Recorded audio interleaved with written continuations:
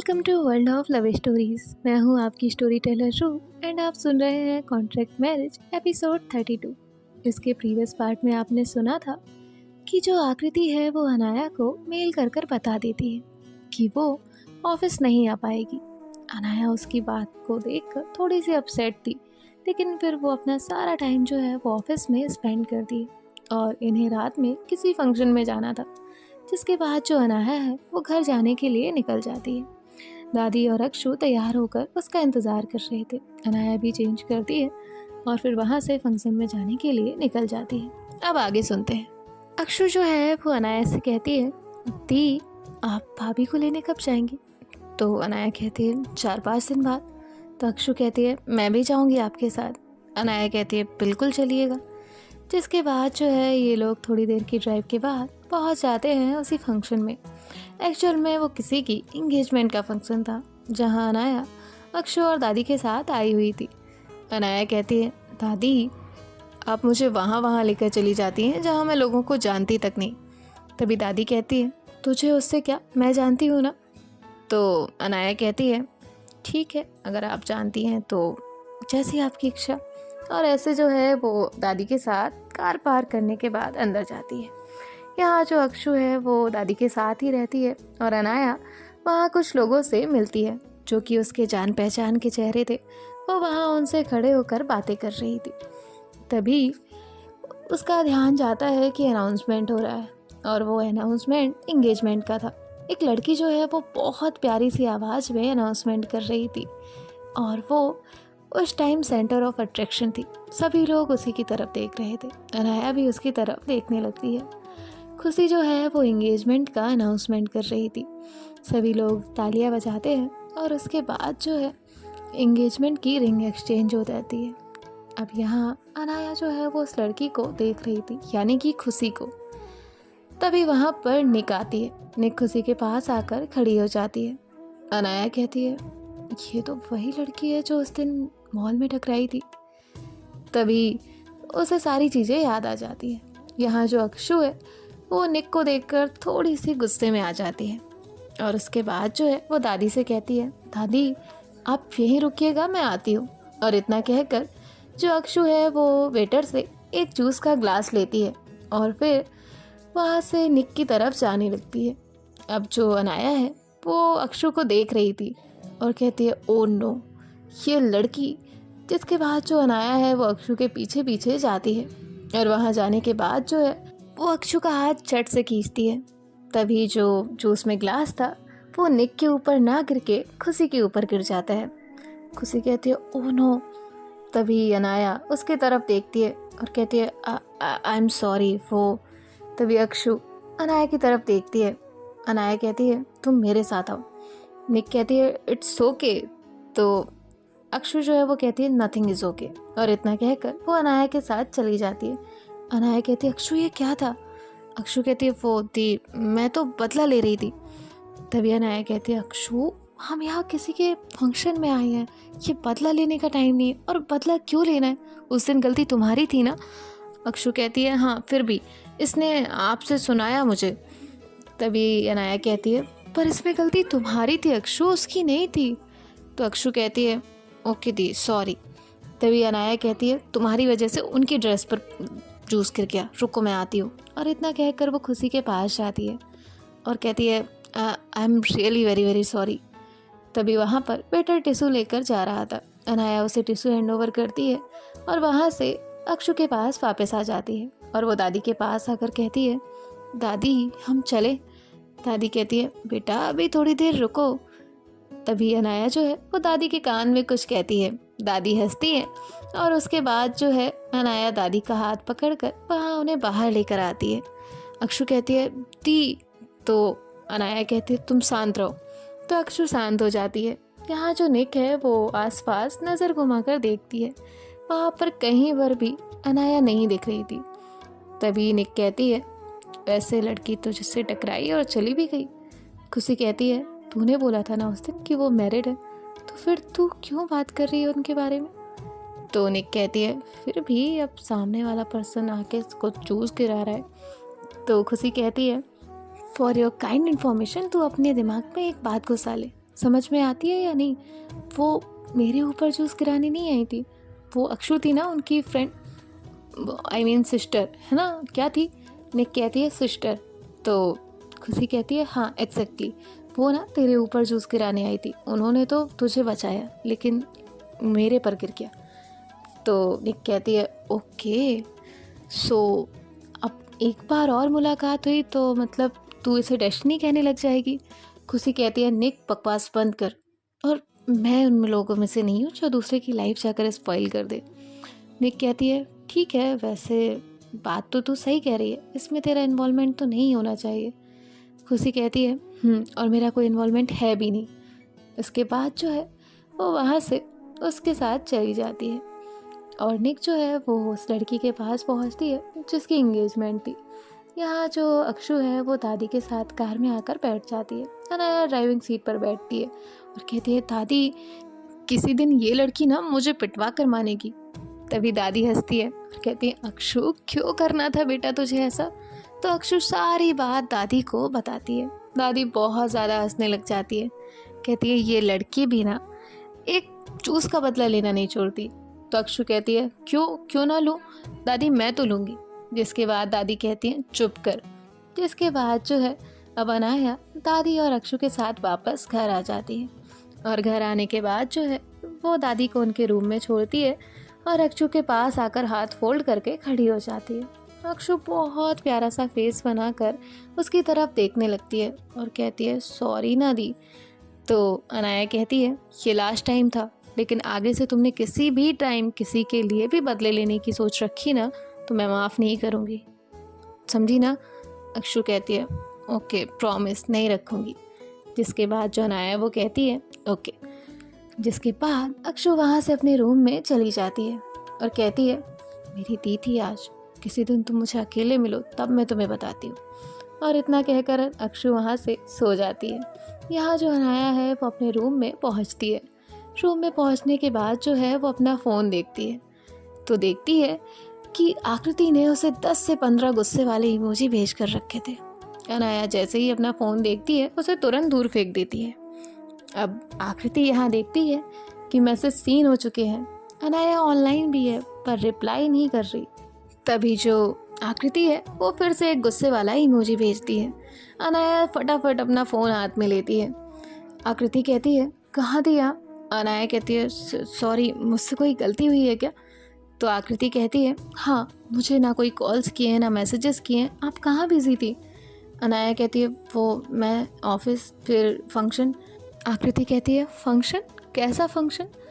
तो अनाया कहती है वो दादी को किसी ने इनवाइट किया था, इसलिए दादी मुझे और अक्षु को लेकर गई थी। आकृति कहती है अच्छा।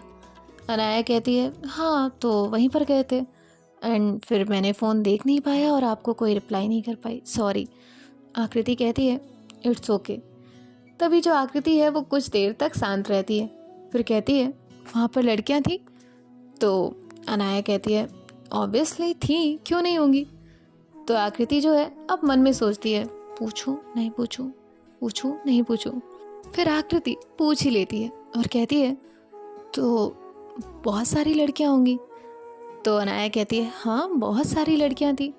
आकृति कहती है बहुत खूबसूरत भी होंगी। तो अनाया समझ जाती है कि आकृति आखिर में क्या पूछना चाहती है। अनाया कहती है हाँ, बेइंतहा खूबसूरत लड़कियां थी। तो आकृति गुस्से में आ जाती है, कहती है अच्छा, तो आप नोटिस कर रही थी? तो अनाया कहती है नहीं, मैं नोटिस नहीं कर रही थी, पर लड़कियां ज़रूर मुझे नोटिस कर रही थी। वो पता नहीं किसने एक दिन कहा था कि लोग मुझे क्यों ही नोटिस करेंगे, कोई ही मुझे किस्मत से मिल गया है वगैरह वगैरह। थी बहुत सारी लड़कियां थी, कुछ तो दादी से बात भी करने आई थी मेरे बारे में, लेकिन दादी ने मना कर दिया। तो आकृति कहती है अच्छा, दादी ने क्या कहा? तो अनाया कहती है वो तो मुझे नहीं पता, लेकिन फिर आई थी एक लड़की, बहुत प्यारी लग रही थी। उसने ना एक ब्लू कलर की साड़ी पहन रखी थी, बहुत ज़्यादा खूबसूरत, और उसकी आवाज़ इतनी प्यारी कि मैं बता भी नहीं सकती। जब वो अनाउंसमेंट कर रही थी ना तो ऐसा लग रहा था कि जैसे मानो फूल गिर रहे हों उसकी बातों से। तभी जो आकृति है वो उन मैसेज को देखकर बहुत ज़्यादा गुस्से में आ जाती है। अनाया को पक्का पता था कि आकृति को गुस्सा आया होगा। जिसके बाद जो आकृति है वो कहती है गुड नाइट। अनाया कहती है अरे सुनती तो जाइए। तो आकृति कहती है मुझे कुछ नहीं सुनना है, और इतना कहकर वो फ़ोन बंद कर देती है। यहाँ जो अनाया है वो आकृति को कॉल करती है। आकृति उसका कॉल कट कर देती है। अनाया फिर से उसे कॉल करती है। आकृति फिर से उसका कॉल कट कर देती है। अनाया कहती है कॉल तो उठाइए। तो आकृति उसके नॉर्मल मैसेज का भी कोई रिप्लाई नहीं करती। अब आकृति को याद आता है कि अगर उसने एक कॉल और नहीं उठाया तो अनाया खुद ही घर आ जाएगी। जिसके बाद अनाया फिर से उसे एक कॉल करती है और आकृति इस बार में कॉल उठा लेती है। अनाया कहती है हेलो, और वो बहुत स्वीटली बोलती है। आकृति कुछ देर तक चुप रहती है और उसके बाद कहती है अनाया कहती है आप नाराज़ हैं हमसे? तो आकृति कहती है क्यों, मैं क्यों नाराज़ होने लगी? लड़कियां आपको देख रही थी, आप लड़कियों को देख रही थी, मुझे इससे क्या फ़र्क पड़ता है? अनाया कहती है हाँ सही बात है, अब तो कॉन्ट्रैक्ट उसने इतना कहा ही था। तभी आकृति कहती है जस्ट शट अप। तो अनाया कहती है ओके, नहीं बोल रही। खैर लड़की तो बहुत सुंदर थी, बहुत ज़्यादा अच्छी, उसने इतना कहा ही था। तो आकृति कहती है आप ना शांत हो जाइए। तो अनाया कहती है अरे तो मैं तो तारीफ़ ही कर रही हूँ, आप ही पूछ रही थी। आकृति कहती है मुझे नहीं जानना है कौन कैसा क्या लग रहा था। तभी अनाया कहती है वैसे ना एक लड़की और मतलब बेइंतहा खूबसूरत लग रही थी, बताऊँ मैं? तो आकृति कहती है मुझे नहीं जानना है, कहा ना मैंने। तो अनाया कहती है अच्छा एक बार सुन लीजिए। आकृति कहती है मुझे नहीं सुनना है। अनाया कहती है उसने एक बहुत खूबसूरत सा लाल जोड़ा पहन कर रखा था और बहुत प्यारी लग रही थी, बेइंतहा खूबसूरत। और वो उस दिन की डेट बताती है जिस दिन इनकी contract marriage plus court marriage भी हुई थी। तभी जो आकृति है वो शांत हो जाती है। अनाया कहती है उसकी खूबसूरती का कोई मुकाबला नहीं था। और बताऊं? तो आकृति इस बात का कोई जवाब नहीं देती। अनाया कहती है और एक बार तो वो मुझसे लड़ने के लिए मेरे केबिन में आ गई थी, मेरे बहुत करीब आकर उसने अपनी उंगली दिखाते हुए मुझसे लड़ाई की थी।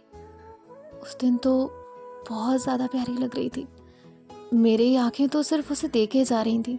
वो क्या कह रही थी वो तो मुझे समझ ही नहीं आ रहा था, क्योंकि मेरा सारा का सारा ध्यान उसकी बातों पर था। उसके जो होठ हिल रहे थे तो वो बहुत प्यारी लग रही थी। उसके वो गुलाबी होठ बहुत ज़्यादा अच्छे लग रहे थे, बहुत ज़्यादा अट्रैक्टिव। और जब वो एकदम गुस्से में आती है ना मेरे पास कुछ भी कहने, तो मुझे तो लगता है कि अब ये जान भी ले ले तो मैं जान दे दूँ। और पता है वो जब भी रेडी होने के बाद साड़ी पहनकर नीचे उतरते हुए आती है और मैं ब्रेकफास्ट टेबल पर बैठी हुई होती हूँ, तो मेरा दिल जोरों से धड़कने लगता है। दिल सोचने लगता है कि भगवान ने उसे कितनी शिद्दत से बनाया होगा, कितनी फुर्सत में बनाया होगा। उसकी आंखें कितनी प्यारी हैं, मैं बता भी नहीं सकती। आकृति का दिल बहुत ज़ोरों से धड़क रहा था, उसकी सांसें बहुत तेज हो रही थी जब अनाया उसकी तारीफ में कुछ कह रही थी। आकृति अपनी आंखें बंद करके ये सारी चीज़ें सुन रही थी। ऐसा नहीं था कि आकृति की तारीफ कभी किसी ने नहीं की थी, पर अनाया बहुत ही डिटेल में उसकी तारीफ कर रही थी और उसे आज वो तारीफ भा भी रही थी। अब जो आकृति है वो कहती है और अनाया कहती है और वो बेइंतहा खूबसूरत लगती है जब वो माथे पर बिंदी लगाती है, जब हाथों में चूड़ियाँ पहनती है, जब उसकी पायलों की आवाज़ मेरे कानों में पड़ती है। वो बहुत ज़्यादा प्यारी लगती है, बहुत बहुत बहुत ज़्यादा प्यारी। और उसके ऊपर तो मुझे हर रंग अच्छा लगता है। हालांकि मेरे फेवरेट कलर कुछ एक दो ही हैं, लेकिन जब वो पहनती है ना तो मुझे सारी चीज़ खूबसूरत लगने लगती है। जो शादी से मुझे नफ़रत हुआ करती थी, वो लगता है कि दुनिया का सबसे खूबसूरत एहसास होता है। वो दो लोगों को एक साथ जोड़ देता है, दो दिलों को एक साथ धड़कना सिखा देता है, सिर्फ एक पल के लिए नहीं, जन्म जन्म के लिए। और उसकी आवाज़ जब तक मैं ना सुनूं मुझे नींद नहीं आती। जब तक वो मुझसे लड़े ना तब तक मेरा दिन अधूरा रहता है। जब तक वो मुझे आकर अपना हक ना जता ले तब तक मुझे बहुत कुछ अधूरा लगता है। मैं अधूरी लगती हूँ आकृति, मैं अधूरी लगती हूँ। आकृति का दिल जैसे ही आकृति सुनती है उसका नाम अनाया से, उसका दिल जोर से धड़कता है। आकृति कहती है, क्या कहा? अनाया कहती है, आकृति मैं अधूरी हूँ आकृति के बिना। तो आकृति जो है वो कहती है, आपको तो कोई और। अनाया कहती है, कोई नहीं, मैंने कहा था ना कि तुम मेरी दुनिया में मेरी लाइफ की आखिरी लड़की हो। और मैंने वो सिर्फ कहने के लिए नहीं कहा था, तुम हो। और हाँ, इंतज़ार है तुम्हारा, घर आ जाओ, मिस कर रही हूँ। ये कमरा खाली लगता है मुझे, तुम्हारे बिना काटने को दौड़ने लगता है। तुम नहीं होती हो तो सब अधूरा लगता है, डाइनिंग टेबल भी, किचन भी, मेरा घर भी, सब कुछ, सब सूना लगता है। जब तक तुम नहीं थी तब तो ये ऐसा था ही, बंजर रेगिस्तान सा। तुम आई हो ना तो बारिश भी अच्छी लगने लगी है, तुम आती हो तो सब कुछ अच्छा लगता है। आ जाओ, इंतज़ार है, तुम्हारी अनाया। और इतना कहकर अनाया कॉल रख देती है।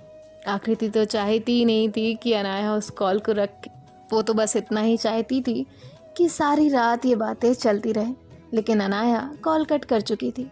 अनाया कॉल कट करने के बाद उस फ़ोन को अपने दिल पर रखती है और कहती है, अनाया तूने कुछ ज़्यादा तो नहीं कहा ना? और फिर वो खुद से कहती है, नहीं, मेरी वाइफ है ना, तो मैंने तो सिर्फ दिल की बात कही है। और मैंने कल उनकी आंखों में देखा था, वो कुछ तो फील करने लगी है, मुझे भी एहसास हुआ था, तभी तो मैं उनके क्लोज गई। लेकिन इतना नहीं चाहूँगी, जितनी वो इजाज़त देंगी उतना ही। और बस मैं तो इतने में ही खुश हूँ कि उन्हें ये एहसास है। और यहाँ अनाया बहुत प्यारी स्माइल कर रही थी, उसकी आंखों में सुकून था, दिल में सुकून था। वो हाथ फैला कर पूरे बेड पर लेटी हुई थी, मानो वो आकृति को खुली बाहों में महसूस कर रही हो, उसे वहाँ हक करना चाहती हो। जिसके बाद जो अनाया है वो फ़ोन की तरफ देखती है। फ़ोन फिर से रिंग कर रहा था, आकृति उसे कॉल कर रही थी। जिसके बाद जो है अनाया फ़ोन उठाती है। आकृति कहती है, वो कॉल कट हो गया था। आकृति को पता था कि कॉल अनाया ने कट किया है, लेकिन वो ऐसा दिखाती है कि कॉल गलती से कट हुआ था, इस वजह से उसने लगाया। अनाया कहती है, अच्छा। अनाया भी ये नहीं कहती कि मैंने कट किया था। तो आकृति कहती है, तो कोई लड़की नहीं थी?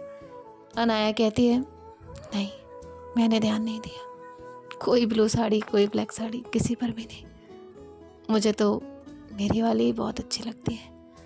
तो आकृति कहती है, अच्छा, तो कॉन्ट्रैक्ट? अनाया कहती है, कॉन्ट्रैक्ट का क्या है? वो जब चाहे हर एक दिन एक नया कॉन्ट्रैक्ट लिख सकती है मेरे दिल पर। मेरे दिल के पन्ने तो हमेशा उसके लिए खाली है, वो जो चाहे, जितना चाहे उतनी मर्जी लिख सकती है। आकृति कहती है, अनाया। अनाया कहती है, तुम भी कुछ कहना चाहती हो तो कह सकती हो। आकृति कहती है, क्या? तो अनाया शांत हो जाती है। अनाया ये नहीं कहती कि यही कि तुम मुझसे प्यार करती हो या मैं तुमसे प्यार करती हूँ, ना ही अनाया इस बात का जिक्र करती है, ना ही आकृति। अनाया कहती है, अच्छा, तो आप मुझसे सुनना चाहती हैं और खुद नहीं कहना चाहती। तो आकृति कहती है, क्या?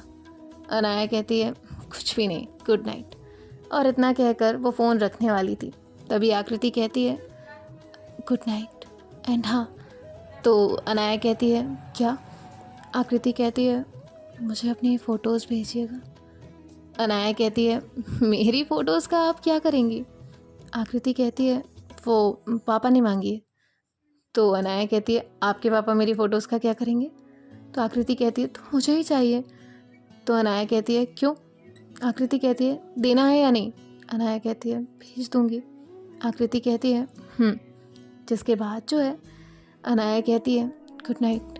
आकृति कहती है, गुड नाइट। अब जो आकृति है वो कॉल कट कर देती है।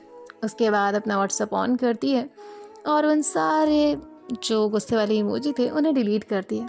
और उसके बाद एक गुड नाइट भेजती है with a heart emoji, red वाला। और उसके बाद मैसेज बंद कर देती है। आकृति सो जाती है।